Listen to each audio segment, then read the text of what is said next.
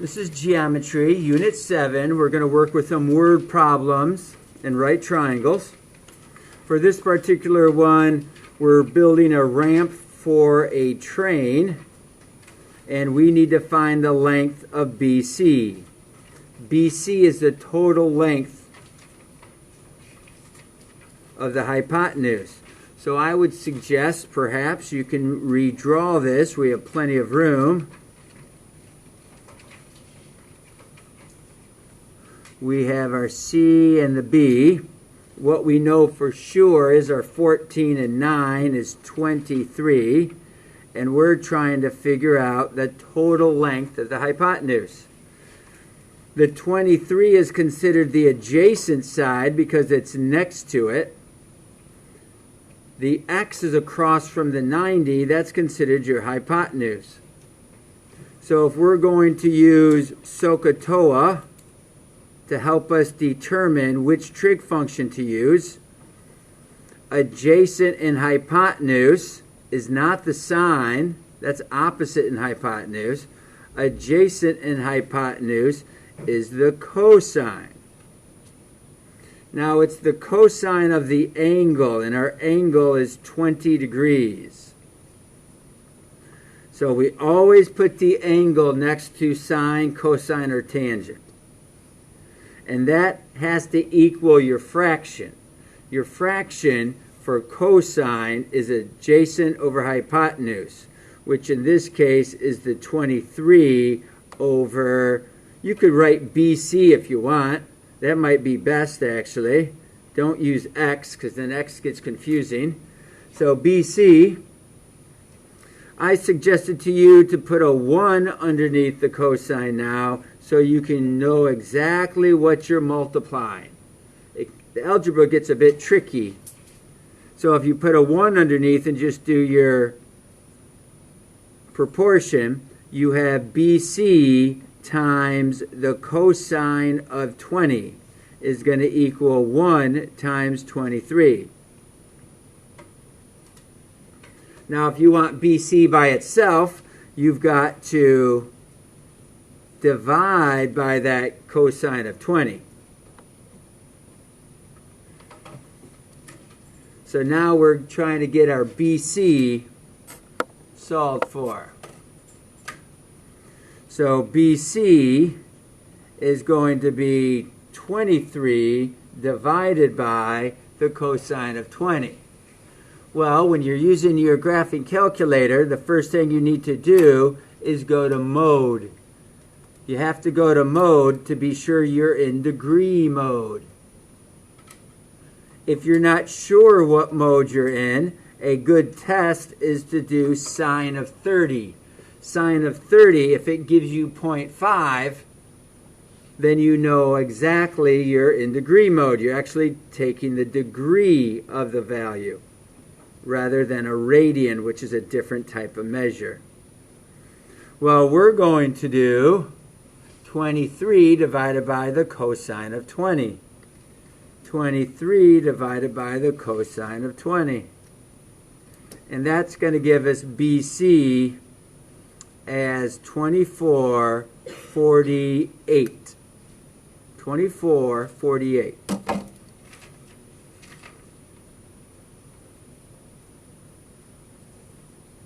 And those would be inches.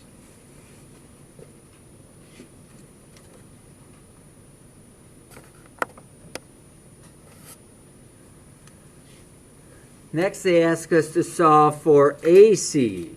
Well, AC is the opposite side. So we have plenty of room. We can redraw our triangle. AC is this opposite side. We know what the adjacent side is. That's the side next to the angle. That's the 14 plus the 19. So what trig function are we going to use? If we look at SOHCAHTOA,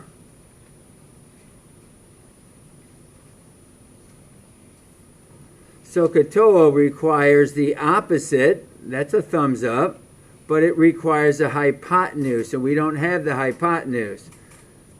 Cosine requires the adjacent, which is all right, but it requires a hypotenuse, and we're not looking for the hypotenuse. We're not working with it. Tangent is opposite. Okay, that's what we're solving for. And adjacent. Perfect. We're going to use tangent. Remember not to pronounce that T-A-N. Don't pronounce that tan. Pronounce that tangent. So the tangent of 20 is the opposite side divided by the adjacent side. So then we put it over 1, we cross multiply, and we get 23 times the tangent of 20 equals x. And we're ready to go right to our calculator.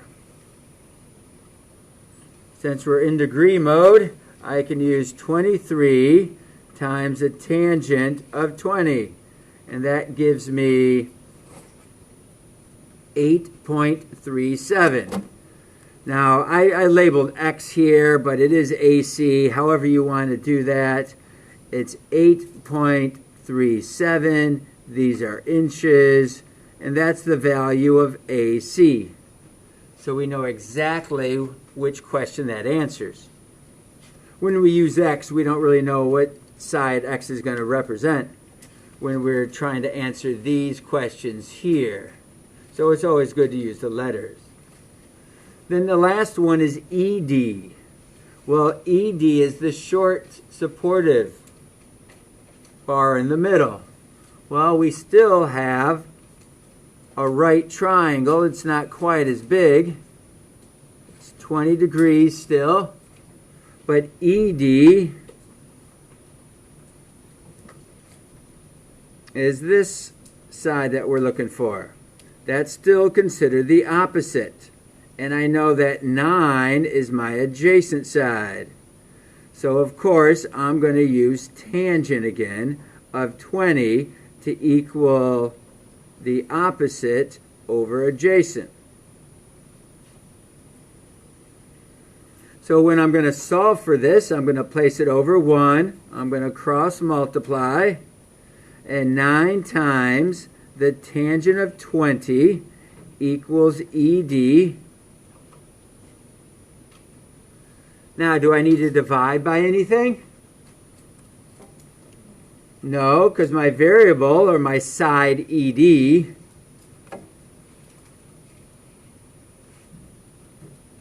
is all by itself. So 9 times the tangent of 20. And that's 3.3, or 3.28. 3.28 if we're rounding to the nearest hundred. 3.28, and those are inches.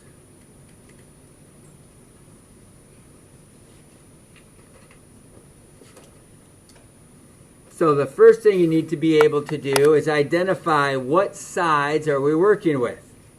The adjacent and the hypotenuse, the opposite and adjacent, and then we did that same pair again.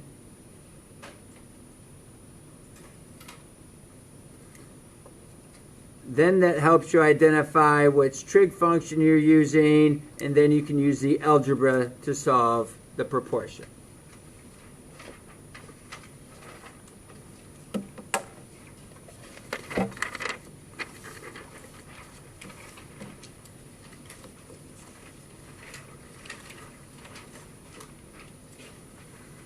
All right, on this one, we have Jansen is decorating a cake in for the geometry department. He thinks it would be fun to make it a right triangle.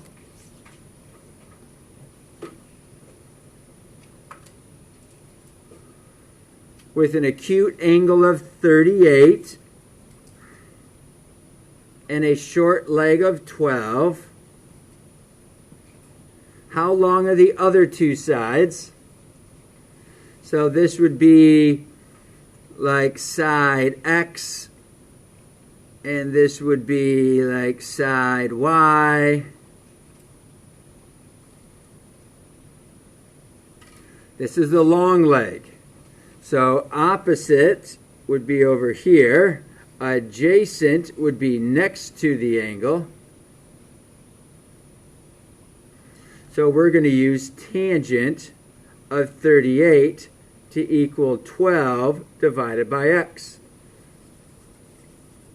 We're going to place that over 1 so we can cross multiply. And that is x times the tangent of 38 equals 12 times 1. Now we look at this one. Does this one have division? Do we have to do more to get the x by itself? So we're going to divide by the tangent of 38, and tangent of 38, I'm showing all my steps.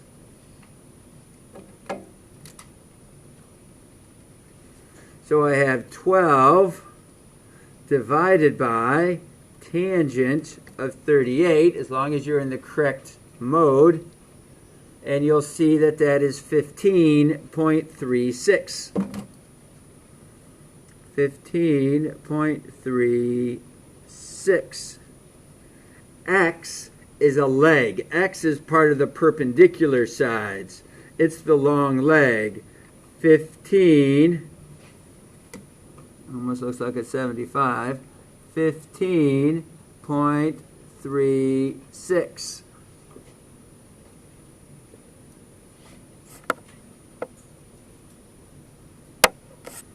Then to find the hypotenuse, I'd suggest not to use the 15.36. That was an approximated side. I'd use the 12 and the hypotenuse.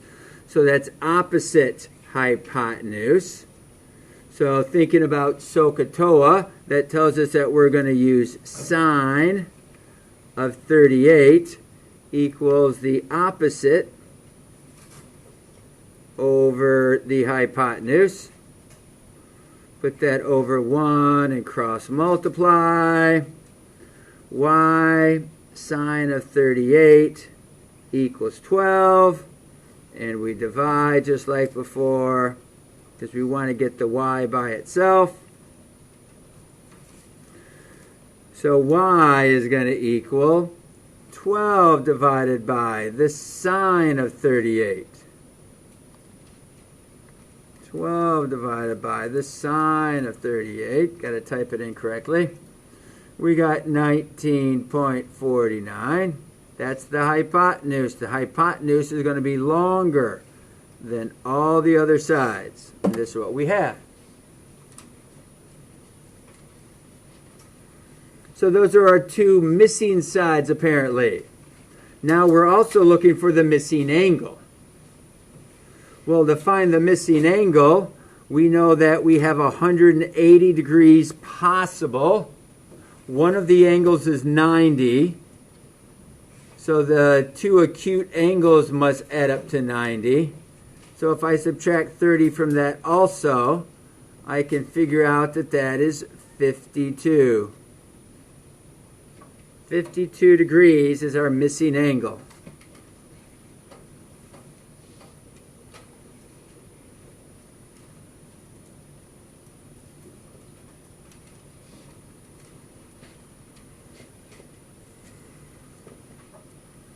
All right, some properties about a rhombus. I believe the homework's going to have some rhombus questions in it. Okay, so some characteristics. Is a pentagon, or is it a pentagon or a quadrilateral? Of course, a rhombus has 4 sides, so this would be a quadrilateral. Is it a parallelogram or a trapezoid?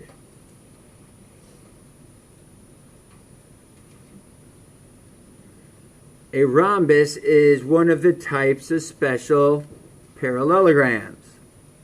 What do we know about the 4 sides?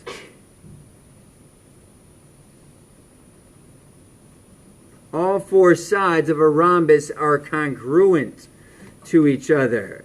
So these are all going to be the same length. What do we know about the opposite angles? In every parallelogram, opposite angles are congruent.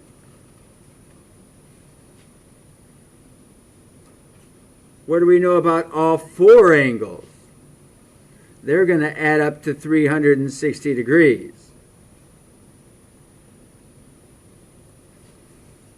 Where do the diagonals intersect? The diagonals bisect each other. At point H in this case.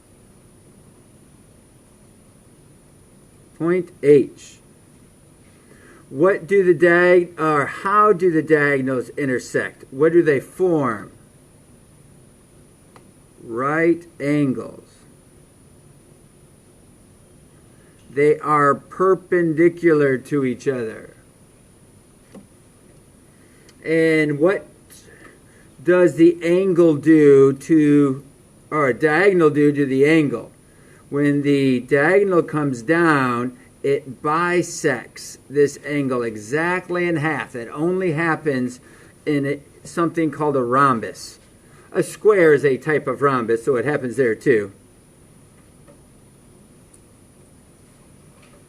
Bisects opposite angles. So those are some properties of rhombuses. Remember that the diagonals are perpendicular to each other. So now all of a sudden you have these right triangles. And you can solve for the certain pieces. You know that diagonals bisect each other.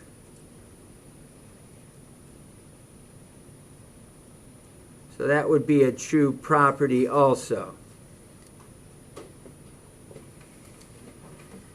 All right, let's take a quick look down here. You want to make an extra credit question for the class to solve. You decide to make one of the angles of a rhombus 57 and the shorter diagonal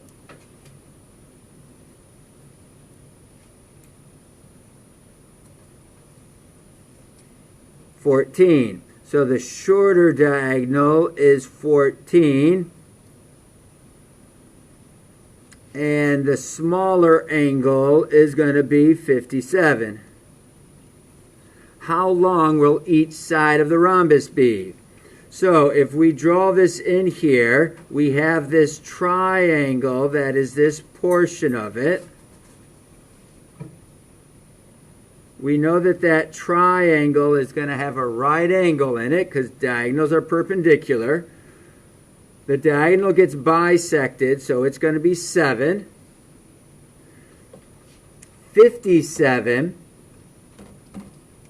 it's going to get bisected, so our angle up here is going to be 28.5, and we want to figure out what the hypotenuse is. So from this point of view, this is your opposite side. I almost wrote out the wrong word. Opposite. And this is hypotenuse. So we're going to use sine of 28.5. That equals the opposite over the hypotenuse. We put it into a proportion as always, and we cross multiply.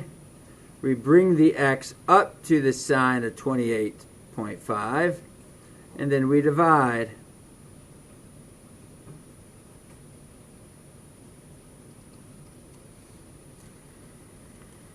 So using our calculator, we'll know that 7 divided by the sine of 28.5 is going to be 14.67.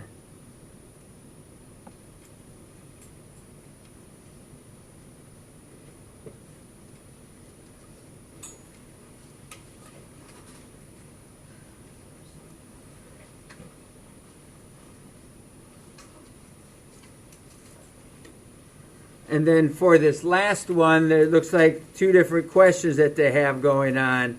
But we can solve for HS. If this is 24, we can just solve this by using cosine. cosine of 42 equals adjacent over hypotenuse.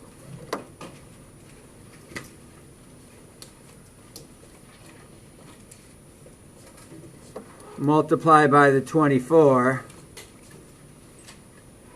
and that gives us our HS. We're not using the tangent of 8 over 9. 24 cosine of 42 is 1784.